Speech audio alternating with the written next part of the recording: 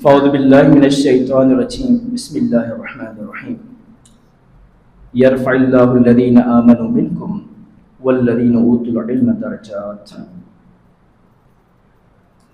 وہ کبھی تو پہنچیں گے جو رستے میں بھٹکتے ہیں، گمراہی سے بھی اکثر رستے نکلتے ہیں۔ علم کی روشنی ایک عظیم روشنی ہے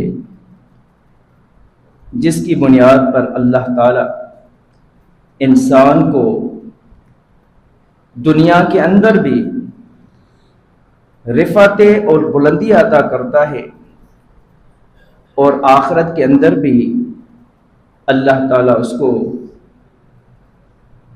جنت کی نعمتوں سے مالا مال فرماتا ہے۔ جیسا کہ آپ طلباء دیکھتے ہوں گے، آپ کے جامع میں کتنے اہل علم آتے رہتے ہیں، جاتے رہتے ہیں، آپ کو واعظ کرتے ہیں، نصیحتیں کرتے ہیں، اور ان کی کتنی عزت ہوتی ہے، کتنی قدر و منزلت ہوتی ہے۔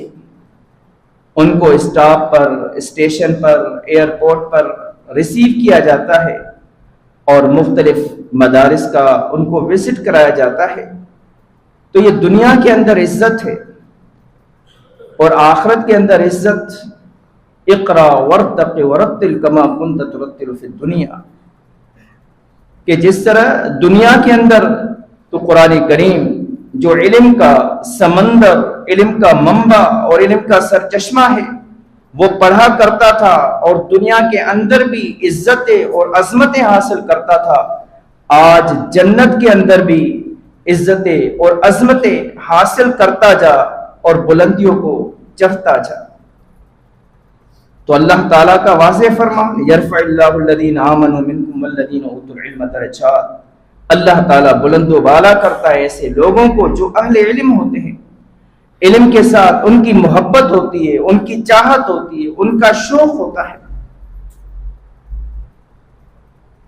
آپ صلی اللہ علیہ وسلم اور دیگر انبیاء کرام، ان کو کس بنیاد پر تمام مخلوقات پر فوقیتیں، افضلیتیں، صرف اور صرف علم نبوت کی بنیاد پر۔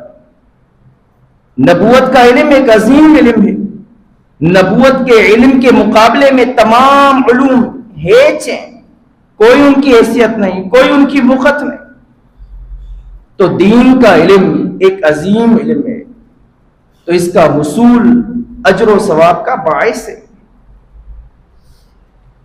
یہاں تک آپ صلی اللہ علیہ وسلم نے فرمایا کہ من سلک طریقا یلتمس فیہ علما سہل اللہ طریقا الی الجنہ، جو علم کے رستے پر گامزن ہو جاتا ہے، اللہ تعالی اس کو جنت کے رستے پر چلا دیتا ہے۔ تو علم کا رستہ جنت کا رستہ ہے، علم کا رستہ کامیابیوں کا رستہ ہے، علم کا رستہ اللہ کی رضا اور اللہ کی چاہت کا رستہ ہے۔ امام شافعی رحمہ اللہ کیا فرماتے ہیں، اذا اردت ان تکسب الدنیا فتعلم، دنیا کے اندر تو اگر ارادہ کرتا ہے کہ مجھے دنیا حاصل ہو، دنیا کا مال و متاع حاصل ہو، دنیا کا پیسہ حاصل ہو، دنیا کا جاہ و جلال حاصل ہو، فتعلم، تو علم حاصل کر۔ وَإِذَا أَرَدْتَ أَن تَكْسِبَ الْآخِرَةَ فَتَعَلَّمْ، اگر تو آخرت چاہتا ہے، آخرت کا مان، مقام، مرتبہ چاہتا ہے، فتعلم، تو بھی علم حاصل کر۔ وَإِذَا أَرَدْتَ الدُّنْيَا وَالْآخِرَةَ فَتَعَلَّمْ، اگر تو دنیا اور آخرت دونوں چاہتا ہے تو بھی علم حاصل کر۔ تو علم کا حصول دنیا کی کامیابی کا بھی ضامن ہو، اور آخرت کے اندر کامیابی کا بھی ضامن ہے۔ تو علم کے حصول کے لیے لازمی شرط یہ ہے کہ ہمیں جن لوگوں سے علم مل رہا ہے ان لوگوں کی عزت کرے، احترام کرے، توقیر کرے، تعظیم کرے، اسی میں کامیابی ہے۔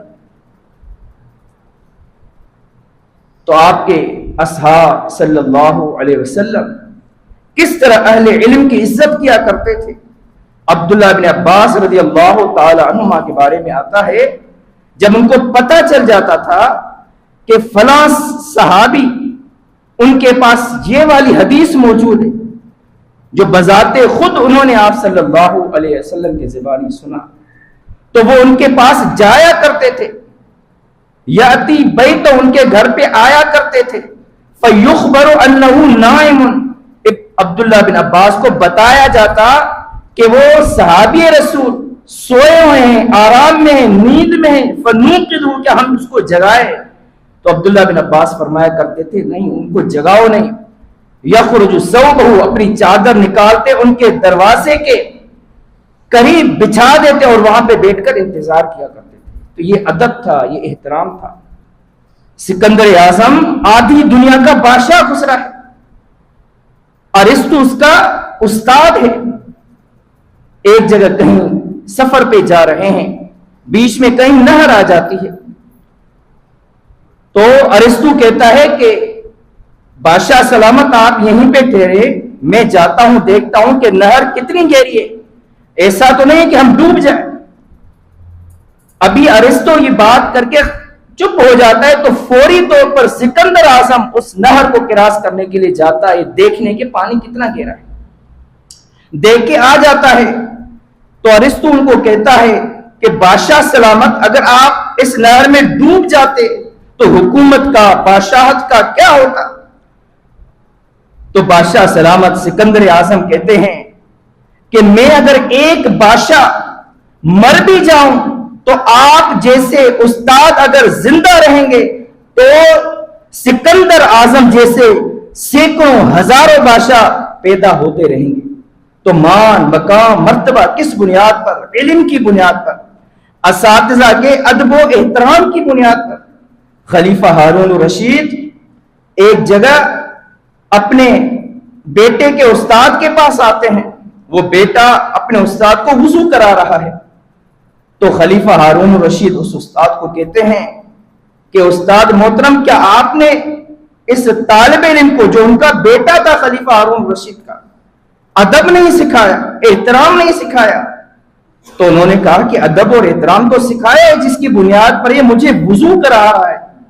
تو خلیفہ ہارون الرشید کہتے ہیں کہ ادب اور احترام کا تقاضا یہ تھا کہ یہ ایک ہاتھ سے آپ کے اعضائے وضو کو ملتا اور دوسرے ہاتھ سے پانی اونڈیلتا، یہ ادب ہے، یہ احترام ہے. تو اساتذہ کا ادب اور احترام علم کے حصول کے لیے لازمی اور ضروری ہے. اللہ تعالیٰ سے دعا ہے عمل کی توفیق عطا فرمائے. واخر